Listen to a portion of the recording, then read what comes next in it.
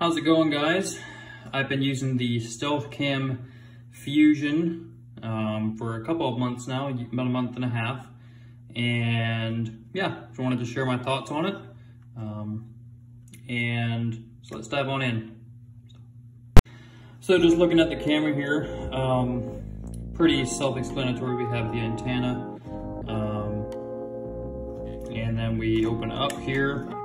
And something that I like about this camera is it's got a battery pack instead of entering your individual batteries, so that's pretty sweet.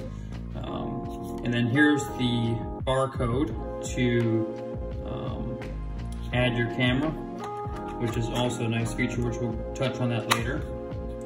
And we have battery light, cellular light, and a count light, with a sync button and on and off. So it's a very simple setup and nice solid hinge, seems to seal off well. And then here at the bottom, we've got an auxiliary power, which we'll also touch on that later. So yeah, overall, good build. I like the size of it.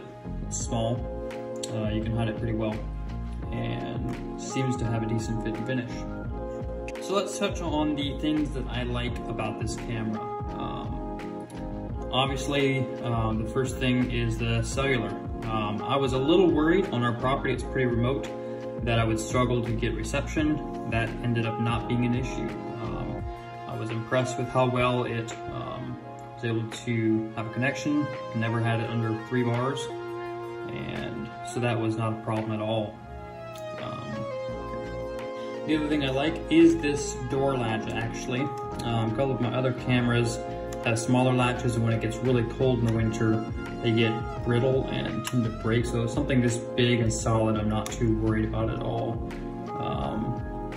So yeah, that's a pretty nice feature.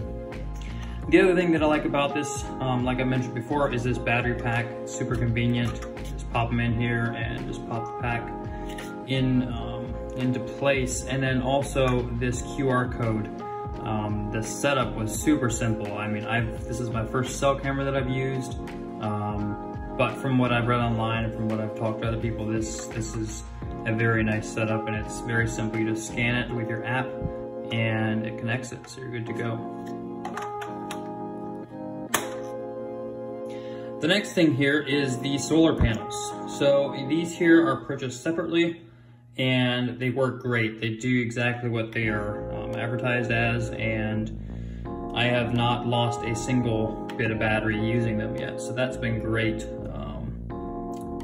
Yeah, the main thing is something that I didn't realize, lay them out in the sun for a day before you actually put them out in the woods. That'll get them charged and ready to go, and they'll hold up a lot longer. So a couple of the gripes that I had about this camera, yeah, I have mixed feelings about it. For the price, it's a decent camera. A couple of the problems that I'm running into is here on the auxiliary port. When you go to plug this in, it just sort of pops in there, and there's nothing really holding it. It doesn't latch in place whatsoever. It just slides in, and you do need to be careful that it doesn't pop out. It just comes out super easy. And it hasn't been an issue yet. It's not like I've had one out in the field and something's happened that it's come out, but it just does not seem very solid at all.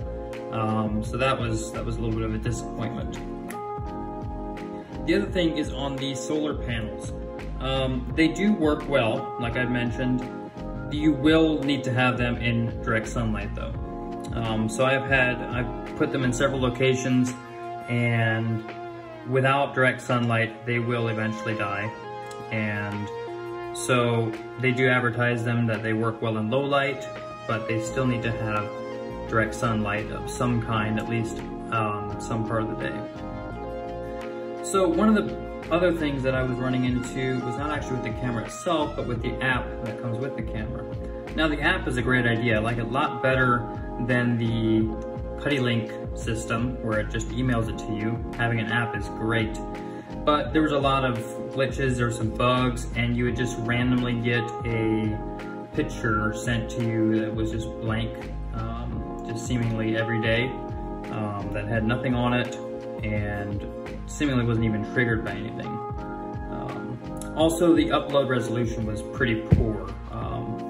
You can, depending on the picture, it's even hard to tell, you know, what buck you're looking at. But it does what it needs to do. It uploads the pictures and you get them from your phone, and that's nice.